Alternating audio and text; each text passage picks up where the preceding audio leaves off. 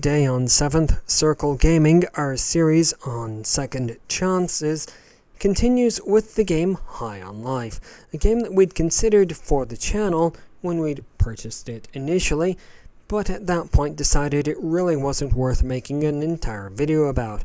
However, in the spirit of this series, we've decided to give High on Life a second chance. And we'll begin the video analysis in just a moment after the full disclosure. If you're interested in reading through all of this, you're welcome to pause the video, but if reading isn't really your thing, just let the video run and we'll get into the analysis shortly. With all the disclosures out of the way, we can now move on and look at some in-game footage. What we're looking at here is the hub world. We've chosen to share this with you because that allows us to avoid story spoilers while still providing a representative example of what an in-game world is going to look like and talk about the user interface. The user interface frankly doesn't break any new ground as far as first-person shooters are concerned. Everything is where we'd expect to see it. With this first screenshot of the video, we aim to illustrate the player agency available in the game. While the game does not permit a significant amount of character customization, there is a fair amount of player agency gained from weapon customization. However, these weapon customizations must first be unlocked by acquiring or by progressing through the story and then purchasing the weapon customization for in-game currency. With this second screenshot of the video, we aim to illustrate the immersion on offer in High on Life. What we're looking at requires a little bit of explanation, so bear with us a moment. What we're looking at is an in-universe operating system, or more specifically, one screen of that in-universe operating system. Basically an internet message board, the entries for which function as collectibles that players will locate throughout the in-game worlds. The gameplay footage and screenshots we have to share with you on this particular video, so let's now move on to our first proper chapter, which is, as it always is, immersion. Here the game has earned a slightly above average score of 8 out of 15. Players are presented with various decision points throughout the game.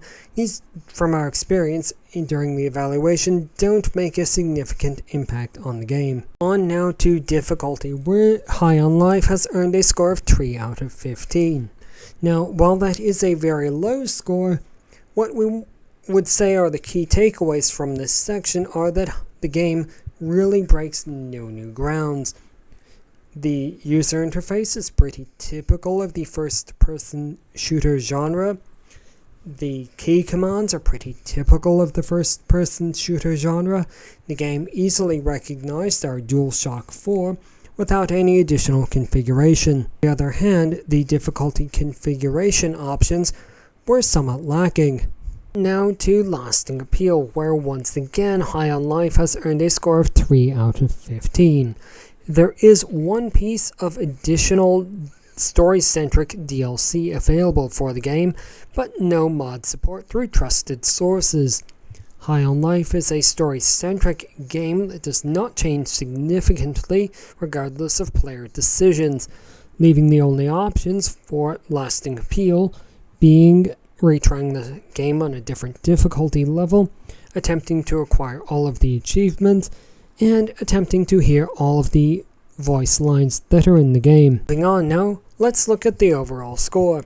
Overall, High on Life has earned a score of 4.7 out of 15, which, while a low score, doesn't exactly put it outside the realm of a niche game, meaning that while it won't necessarily appeal to everyone, it does appeal to some players. And that's all the objectivity we can manage for this particular video, so let's get out the salt and get subjective. If you're watching this video because you're thinking about purchasing High on Life, and you'd like some purchasing guidance, there's two things that we'd like you to think about. First of all is High on Life is a very simple and straightforward game in almost every way. The combat is simple and straightforward, not a lot of fancy key commands to remember. The story is also very simple and straightforward. Quests take maybe 30 to 45 minutes to complete depending on your skill level and difficulty settings. On the other hand, the game is a comedy-centric game, and the comedy that it's relying on comes from the cartoon series Rick and Morty, so expect a lot of referential humor and satire.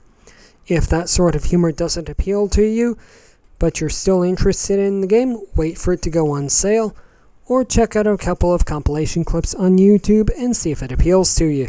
And on that final highly subjective note, congratulations to everyone who watched all the way to the end of the video. This is the second of our Second Chances series. Not quite sure how many videos are ultimately going to be part of this. We may take a quick break from it and analyze a more recent game. If there is a game that you'd really like to see analyzed on the channel, go ahead and put that in the comments section below. To see more videos like this, go ahead and click subscribe and let YouTube know that you like the video. Thanks very much, and until we see you again, goodbye.